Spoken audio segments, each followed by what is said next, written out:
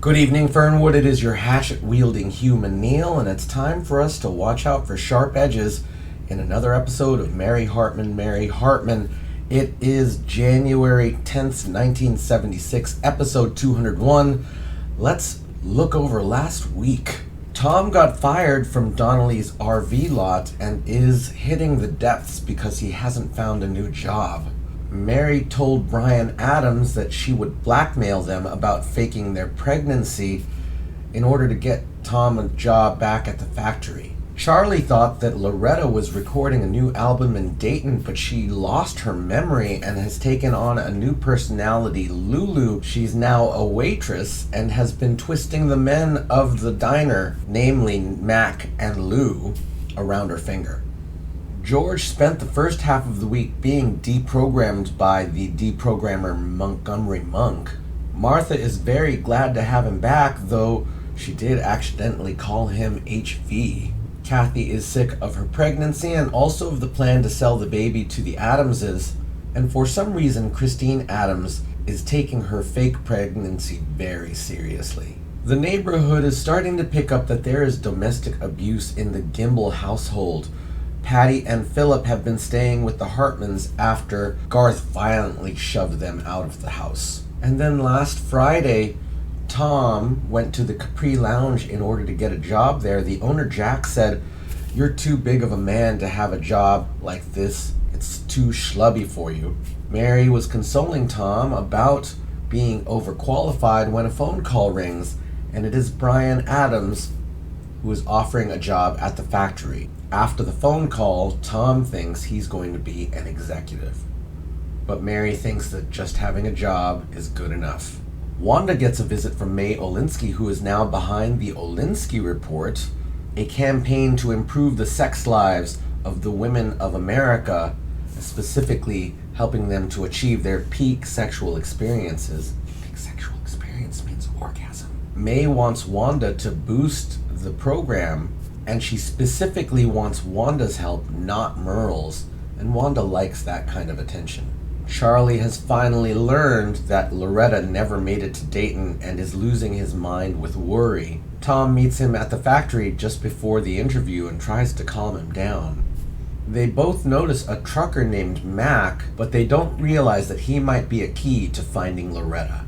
And then back home at the Hartmans, Mary and Patty spend the afternoon baking. Patty is scared of Garth, but she also misses him very strongly. Garth shows up with flowers and an apology for Patty. Patty forgives him and they go home, though Mary has her misgivings. Then Lieutenant Trask shows up with questions about Loretta's disappearance, and they are interrupted by Brian Adams, who brings in Christine and Kathy, and Kathy's about to have her baby. And that, everyone, is all the recapping that I'm ready to do.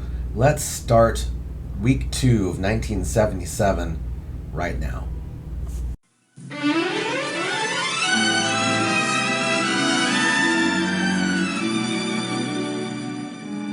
Mary Hartman! Mary Hartman!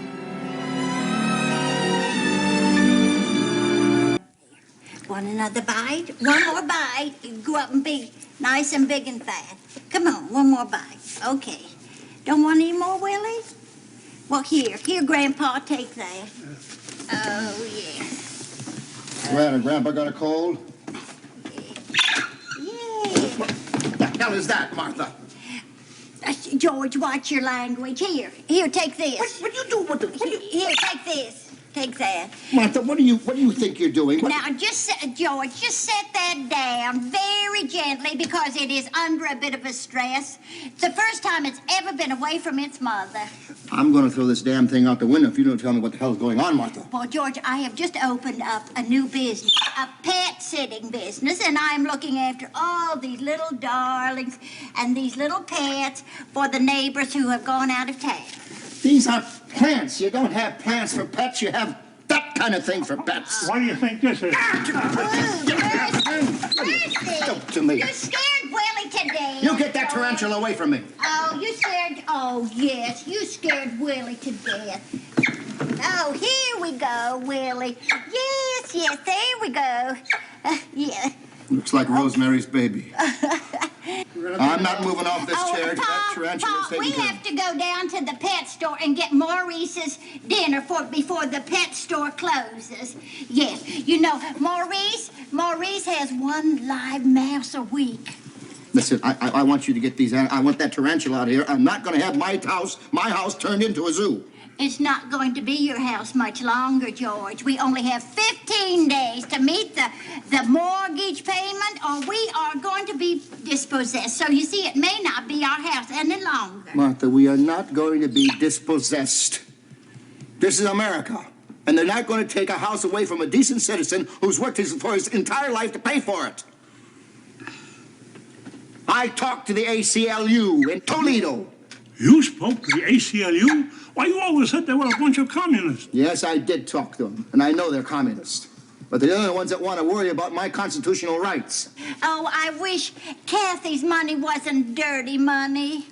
Oh, you know, that's why she sold the baby to Christine and Brian in the first place, so we could pay off our mortgage. And that's unconstitutional, too. That's slavery. I don't care how many Adams' limousines are out there in front of the house. Well, what are we going to do, George? I tell you, it's America. I am going to go and get a job. Anybody can get a job if he wants to work in America. How come there are 8 million unemployed? Because everybody wants to be on welfare. And you're not going to catch George Shumway on welfare. Oh, George, I don't think you could. Why not? And because they don't send welfare checks to tents. Tents? We're Americans.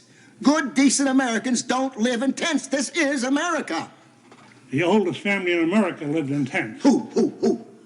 The Indians. Sure. A bunch of people walk around with crazy feathers on. Go and sell the biggest city in the world. Skyscrapers, huge sewer, subways. For $24 and a bunch of beads. And they smoke that funny tobacco in those funny pipes. I don't think that's so American. Oh, George, this is no time to be discussing the Indians. We have to talk about what we're going to do for money and what we're going to do with this house. Come here, sweetheart. Martha, I told you I have provided for my family before, and I shall provide for them again. Come on, here. Here, take Willie. Come on, Grandpa. We have to get down to the pet store and get Maurice's mice. Oh, George, do you want me to bring you home anything? Yes, a 10-gauge shotgun. Oh, dear. Here I am, holding a monkey. Now, I know I went up the creek without a paddle, but... My God, I thought I'd always have a paddle. We don't have a paddle anymore. No paddle. Mr. Monkey. Tell me again, what's going to happen to the baby after it's born? The limousine is waiting outside. It's going to take the baby, and it's going to whisk it away to the hospital. Hospital? Yes, we have a small private room reserved at the hospital where Christine's father is waiting. And he's going to think that it's Christine's baby and that it was born in the limousine on the way, which is the reason that we're having the baby here. Remember? Okay, take a deep chest breath. Now relax and focus. Where do I focus? I'll tell you, Christine. There's a smudge on the ceiling right up there where I swatted a fly once. Now, when I find the necessity to focus, I focus on that. Kathy, it's right over there. Okay, now nice, slow breathing. In through the nose, out through the mouth. See, now, I could never have a baby this way because I would just hyperventilate. That's very good. Now remember, only 6 to 9 breaths in a minute, okay? Is everything all right? Fine. Shh. I'm faint. So this is the Lamaze method, huh? Oh, it's just amazing. I'd like to say that I really think you're all doing very well at this. Especially you, Christine. I mean, you look so sincere. Don't you think you're going a little too far with this? I mean, you're not even having a baby. I mean, you're just going to have a padding, which just means removal of a couple of safety pins here. Brian, you know, the best you can hope for is a rag doll, which, in my opinion, Just would be much cheaper for her if she just went to the 5 and dime, you know what I mean? Oh, I can hardly stand the pain. You want a Diet Pepsi? Okay. Take a deep cleansing breath and relax. Now, everybody, I would just like to say that I have boiled a lot of water for the baby delivery here. I've seen it done in movies all the time, and it's usually done, you know, until the doctor comes. Now, just tell me something. Where's Dr. Furman? He's tied up at the hospital. He'll be here in a minute. Okay, Kathy, now listen to me. Don't have the baby yet. We can't control when we have the baby. See, that's children. That's children. I mean, the baby isn't even here yet. And already we have discipline problems. Oh, that's probably Dr. Furman now. Okay, just a minute, please. You know, people just don't know when to leave you alone. Can you two try to work without me, please? What happened to Dr. Furman? Oh, Darcy. Kathy, this is Darcy Pinker, my attorney. Darcy, Kathy Shumway. You mean you're not a doctor? Well, hardly. Have you had any medical training at all?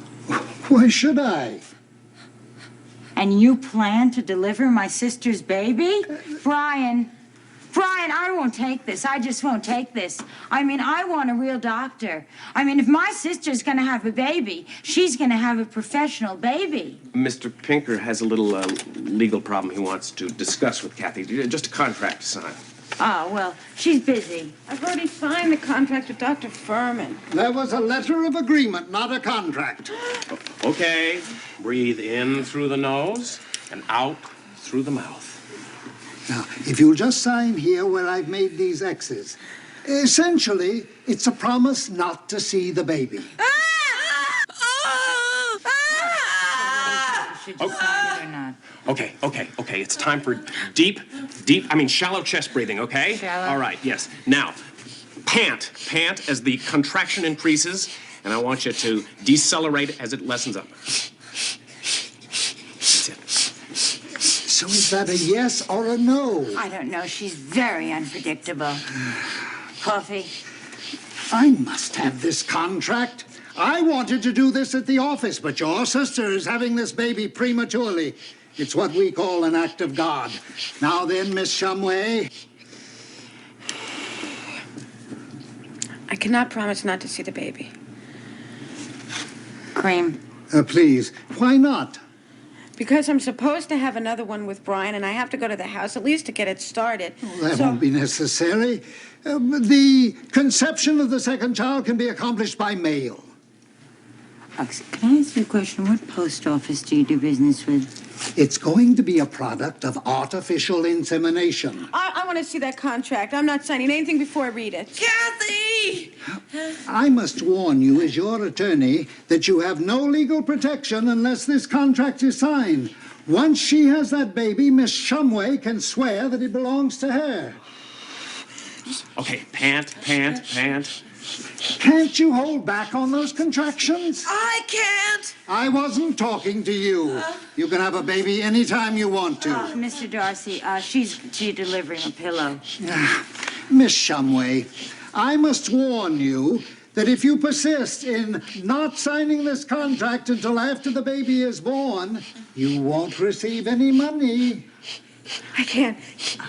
Okay, Kathy, you know what?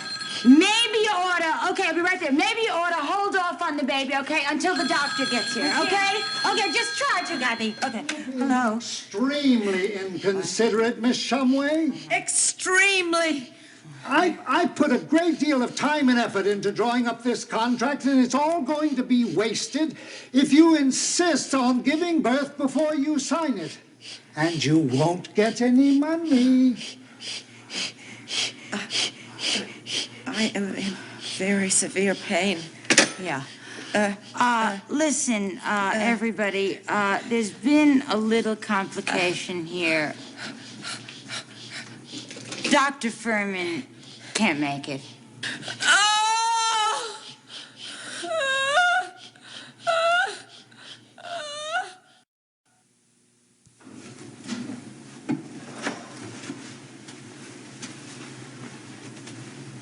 Hey, Charlie.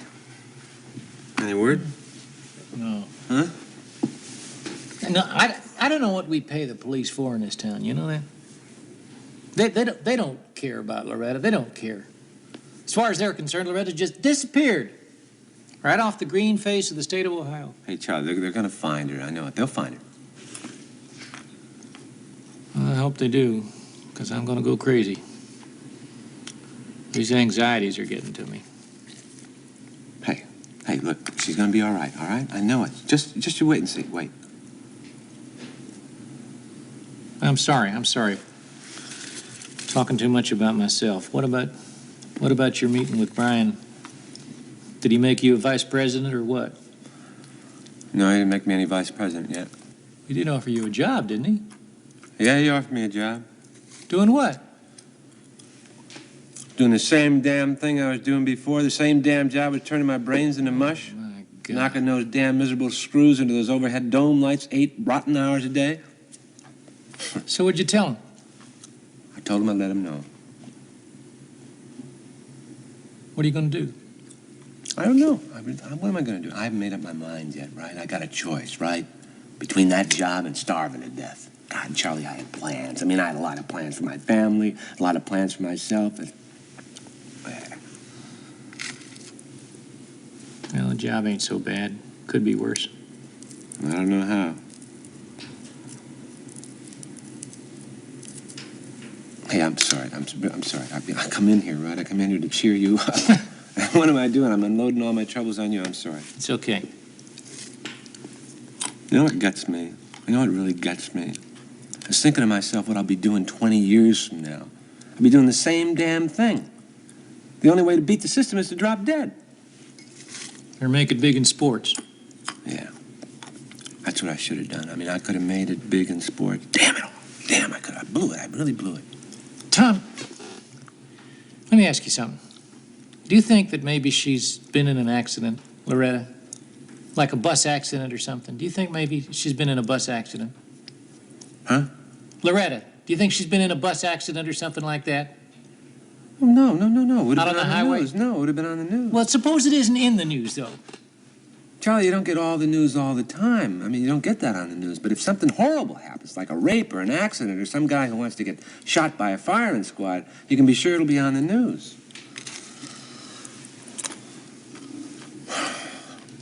Man. I gotta tell Mary now. You know, I gotta tell her about what happened. Boy. I had such plans, you know. I mean, I really thought I was going to be a big shot executive. Now I got to go home and tell her husband isn't anything. Tom, I can't stand it. Hey, wait a minute. I want to find a way to find Loretta. That's what Take it easy. Take it easy now. Wait, take it easy, Charlie. Look, the police are doing the best they can. The police aren't doing a damn thing, Tom, and you know it. Hey, look, I got an idea then. I got an idea. What? We'll talk to Merle Jeter, all right? No, we will. We'll ask him to put extra police on the case, just to put pressure on things. We'll go right over to his place right now. Merle Jeter? You want me to go ask Merle Jeter for anything? That's the man that attacked Loretta's pure and faithful body. That's the man that's responsible for me getting half shot away. Charlie, look, do yourself a favor, okay? Do not hold a grudge. Now, you can't do that in a situation like this. Now, look, he's sorry for what he done. He really is, and he'd like to do you a big favor. I know that. All right? He owes me a lot of favors. He owes me a few other things that he can't replace. Yeah, okay, fine. We'll go ask Merle. Let's go over to that stinker's place right now. I tell you what. Let's go over without any further thought about it, because if I think about it, it'll make me sick.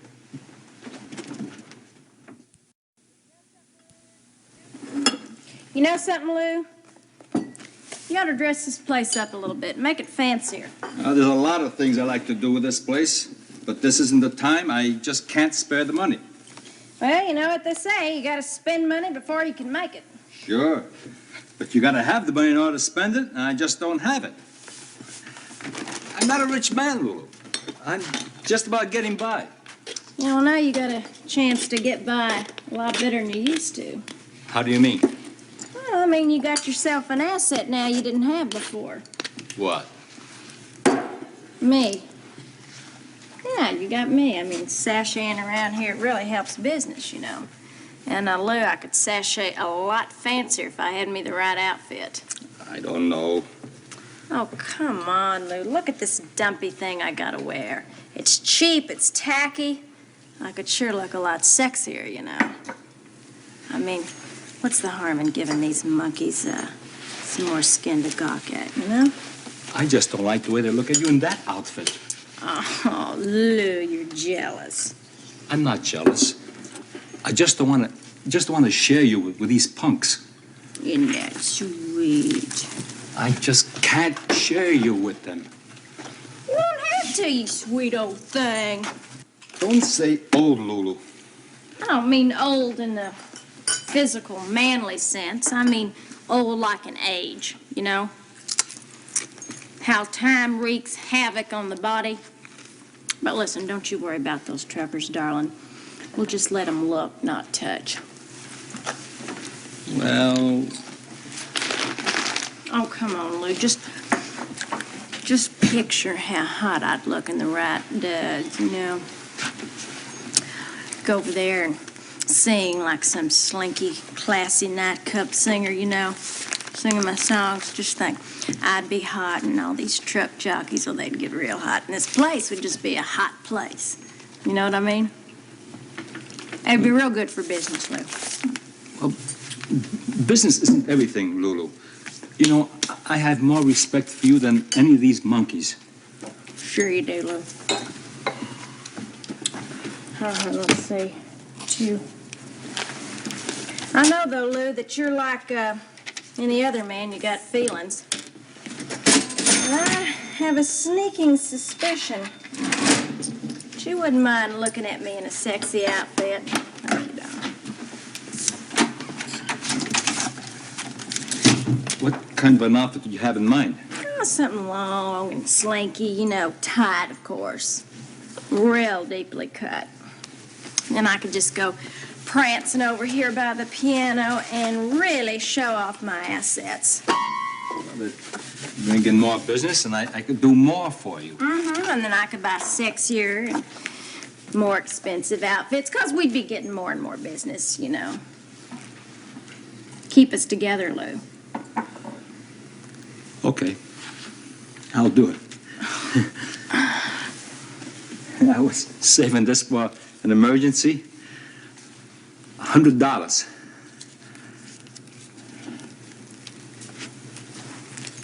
I'll keep it right here where it's warm. Oh, thanks, dollface. You said you respected me, Lou. I do.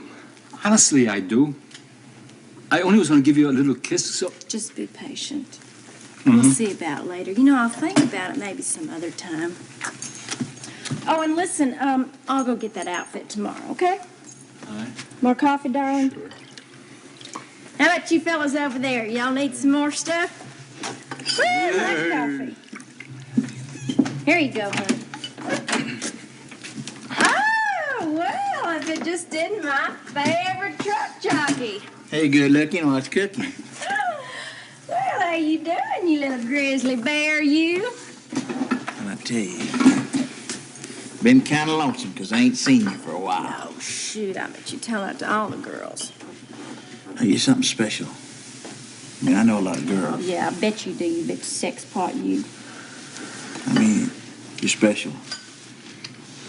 I got a special feeling for you. Yeah? What I want to know, you have any special feelings for me?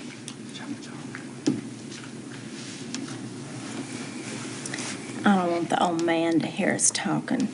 So, why don't you and me just mosey on over to that little table over there, and we can discuss this interesting conversation. Hi, Lou. Oh, hi. How's it going? Oh, can't kick. Listen, Lou, we're looking for a girl that disappeared off a bus on the way to Dayton. Name of Loretta Hagers. Now, by the description, she's a cute little thing. Sweet and innocent. Wouldn't know anything about her, would you? No, I sure wish I could be of some help. Yeah. Well, we thought maybe she got off the bus somewhere around here. Hell, maybe she's not even in the States. Probably. Huh? Take care now. Yeah, sure thing.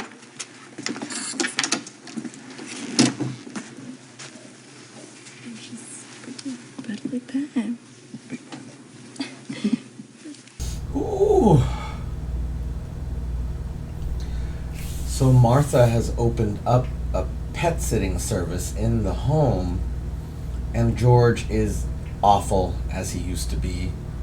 And you know, maybe I don't want to get into politics, but George espouses pretty typical point of view that leans a certain way that I'm not going to talk about.